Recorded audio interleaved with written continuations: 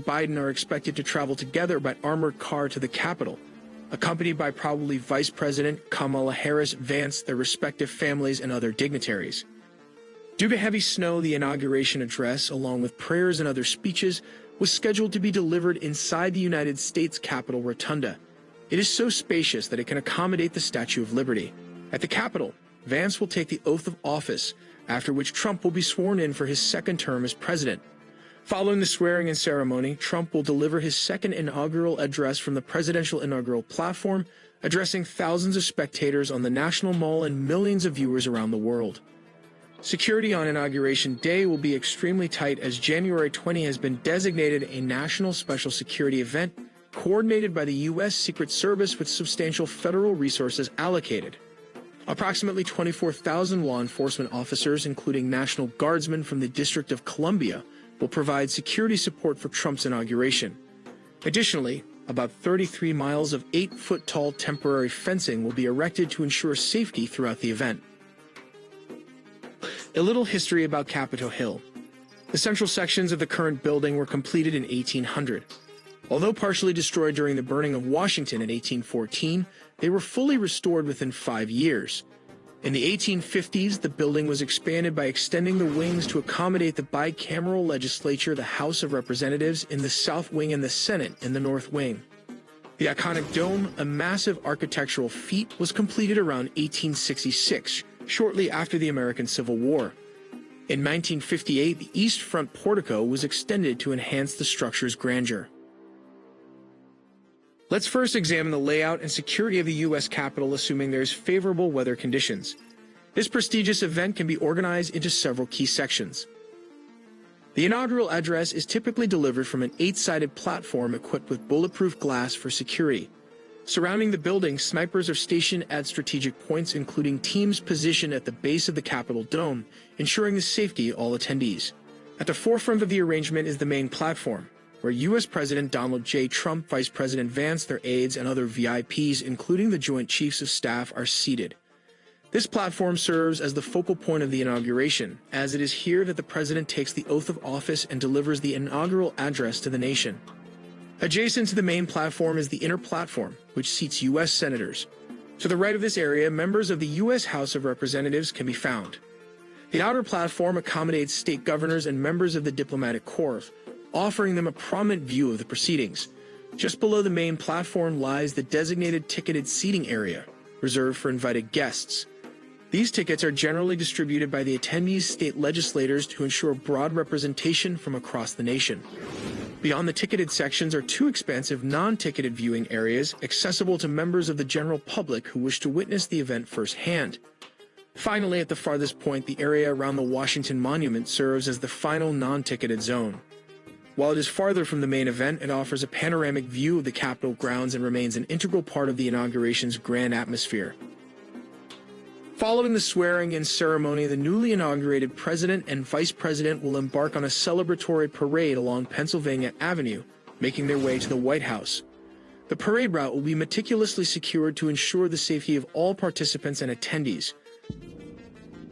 The transportation and security details for the president can cost around $150 million or more in a single year for the Secret Service to operate the Beast, a Cadillac built like a tank, the Marine One helicopter, which is the latest Sikorsky VH-92 Patriot, the Ground Force One heavily armored bus, and finally Air Force One, the presidential aircraft, which is equipped with an advanced electronic air defense system designed to counter missile threats.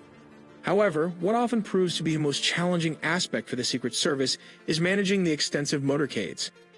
These motorcades are typically led by local law enforcement vehicles, followed by the pilot car, which is outfitted with electronic warfare capabilities.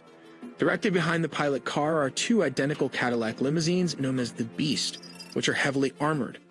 The purpose of having 2 identical vehicles is to confuse potential assassins, making it difficult to determine which car the president is in. Following these lead vehicles are several other specialized cars, including the Roadrunner, a mobile communications system. We will also be looking at different scenarios, such as what happens if the Beast is hit by a simple FPV drone, and how a Marine One rescue operation coordinates with the motorcade, all in the video ahead. To give you an idea of how the Air Force had to adjust its routes during critical situations, Let's look at what happened after the Twin Towers were struck during the 9/11 attacks. Air Force One was stationed at Sarasota Airport. It began takeoff at 9:55 a.m., but shortly after, the crew received a report that someone armed with a Stinger missile might be positioned at the end of the runway. This forced the pilot to change course to avoid any potential threat. However, the report later turned out to be false. Meanwhile, a jetliner crashed into the Pentagon, which had possibly been aimed at the White House, and another attack seemed imminent. Due to widespread miscommunication and misinformation, Air Force One was redirected towards Barksdale Air Force Base. With uncertainty about how many more hijacked planes might be targeting Washington, D.C., the Secret Service decided it was too dangerous to return the president to the Capitol. While Air Force One flew in a holding pattern over the Gulf of Mexico, the crew received word that the White House had received an anonymous threat stating, "Angel is next." Angel was the code name for Air Force One. For example, let's examine how we gather our sources from 1,000 digital news outlets and demonstrate how misinformation Donald Trump's recent comments about Liz Cheney. Ground News reports that 221 sources are covering this story. 53% lean left and 33% lean right. They have a biased distribution tool to help visualize this. Just below, you'll find the factuality rating to ensure the credibility of the sources. We can also look at who owns these news outlets. For instance, 56% of the sources are owned by media conglomerates. On the left, Spiegel frames Trump's remarks as fantasizing about guns aimed at Cheney, emphasizing potential incitement. On the right, Blaze Media disputes this with the headline, "Desperate Media claims Trump wants Liz Cheney to face a firing squad, but video proves they're lying, focusing on media credibility and defending Trump." This comparison shows how framing impacts perceptions, so to get credible sources. Interestingly, despite its advanced technology, the plane does not carry any onboard weapons. However, it is equipped with sophisticated electronic countermeasures to ensure the safety of the president and all on board. Let's take a closer look at what happens when a heat-seeking missile, such as the Iglis, is launched toward a potentially low-flying Air Force One. Once the aircraft's sensors detect the missile threat, the defense system is automatically activated. The system then deploys advanced countermeasures, emitting a very high signal that confuses the missile's guidance tech. This causes the missile to lock onto a false target and veer off course, neutralizing the threat. Simultaneously, Air Force One can ascend to a much higher altitude, further increasing its safety from other possible launch pad. Now let's move on to scenario 2. Interestingly, the motorcade for the President of the United States can consist of 40 to 50 vehicles. The size of the motorcade may vary, but it typically includes a wide range of vehicles. Stage 1 of the motorcade includes the local police vehicle, which acts as the lead car. Directly behind it is the Secret Service pilot SUV. These two vehicles work in coordination to clear the road, ensuring the route is safe and secure. Following these vehicles are motorcycles, also known as sweepers, which provide additional support. The sweepers can intervene if the pilot car commands them to stop at any intersection, especially if there is a need to investigate any suspicious activity. Stage 2 consists of the high-value asset, which includes another local police vehicle and a second Secret Service pilot car. At the center of this stage is the president's car, commonly known as the Beast. It has another identical twin, traveling closely together but in separate lanes whenever possible. This is to add an extra layer of security and prevent identification or confuse the attackers of the president's exact position. To demonstrate the growing significance of electronic warfare vehicles in the age of weaponized drones, protecting the Beast has become increasingly challenging, especially with drones flying around. These small FPV or first-person view drones, which can be easily purchased from stores like Walmart, can be re-engineered into lethal weapons. By attaching a simple TNT explosive stick with a detonator, these drones can be turned into potential threats that can still rock the Beast. However, these drones rely heavily on radio signals, which are controlled by a human pilot positioned up to a mile away, guiding the drone towards its target, such as this President Cadillac. This is where electronic warfare systems located on the top of this SUV comes into play. These multiple antenna systems work by jamming the radio signals between the drone and its pilot, effectively disrupting the communication link. When the connection is severed, the enemy's pilot loses both visual feedback and control of the drone. As a result, the mission can fail and, more importantly, the bomb attached to the drone will not detonate, since its trigger depends on the transmission of radio signals.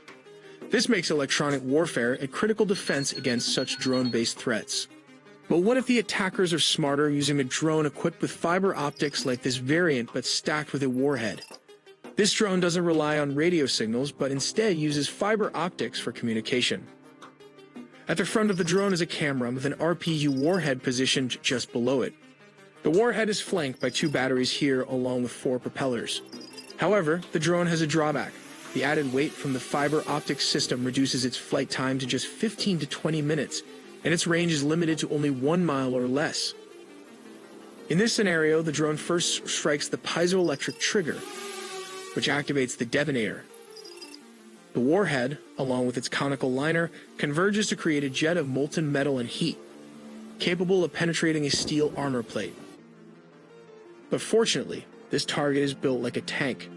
It has many layers, with its body made of 8-inch thick armor plating, including armored floor plates to protect against bomb blasts and small grenade launches.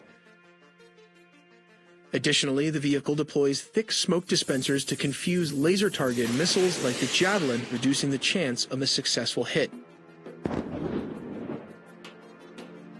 It weighs around 20,000 pounds, which translates to approximately 9,000 kilograms. The vehicle is equipped with 8-inch thick bulletproof steel plating and 5-inch thick bulletproof glass.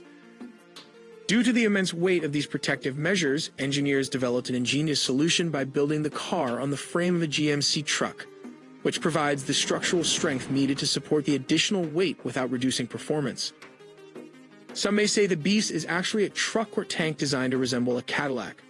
Though it may appear somewhat compact in photos, the Beast stands around 6 feet tall, and at approximately 18 feet in length, it's as long as 2 standard cars combined. Beyond its armored exterior, this state vehicle includes a number of critical features designed to ensure the president's safety in any situation. One of the most remarkable additions is the onboard supply of blood matching the president's blood type, allowing for immediate transfusions in case of a medical emergency. The car is also hermetically sealed to protect against chemical and biological attacks, ensuring that no harmful agents can penetrate the interior. Additionally, it is equipped with run-flat tires that allow it to keep moving even if the tires are damaged, along with night vision technology for enhanced visibility in low-light conditions. A series of defensive mechanisms such as smoke screens and oil slick dispensers to obstruct and deter any potential attackers.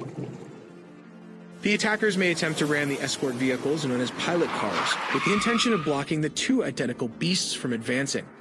This would create a chaotic situation, allowing the attackers to further put pressure on the stationary convoy. The assassins could employ more conventional long-range tactics using sniper rifles like the Barrett M82. Because of close proximity of the Secret Service agents and local police officers, the attacker can be positioned up to a mile away. This high-powered rifle can still deliver a devastating impact even at such a distance, especially when targeting the windows of the Beast. Let's take a closer look at what happens when a large caliber bullet is fired. As mentioned, the windows of the Beast are not made of standard bulletproof glass. Instead, they are constructed from a highly advanced combination of polycarbonate glass and vinyl. Despite these reinforced materials, the large caliber bullet can still penetrate multiple layers of polycarbonate. However, the windows are an impressive 5 inches thick, designed to slow down even such powerful rounds. In the midst of this chaos, the Roadrunner system plays a critical role. This advanced communication platform, housed in the ball-shaped device located on top of the Roadrunner's roof, provides encrypted mobile and satellite communication. It ensures uninterrupted contact between the Beast and other tactical units, including the counter-assault teams. This secure communication allows the convoy to coordinate counterattacks, neutralize threats, or clear a path to ensure the safety of everyone involved. Finally, after successfully evading all potential threats and attacks, Marine One, the latest Sikorsky VH-92 Patriot helicopter, will coordinate a secure landing zone for the arrival of the Beast. Because of the gravity of the situation, 2 Black Hawk helicopters will be circling to scan the area and provide protection for any possible threats. Once the President is safely aboard Marine One, the helicopter will promptly depart for the nearest secure location. This flight will be escorted by the Black Hawk helicopters, which will continue to provide aerial surveillance and protection during the journey. A common question that might arise is, why doesn't the president use Black Hawk helicopters for transport? While Black Hawks are highly capable military aircraft with extensive defensive measures, Marine One is specifically designed and outfitted for presidential transport and secure communications channels. For example, if a shoulder-mounted missile is launched at the aircraft, the ECM system automatically detects the threat and activates itself. It sends out powerful beams of electromagnetic signals that interfere with the missile's infrared seeker, which relies on heat signatures to track its target. By jamming or confusing the missile's guidance system, the ECM renders the missile ineffective, causing it to lose track of the aircraft and veer off course. These systems provide critical protection and significantly reduce the risk of a successful attack.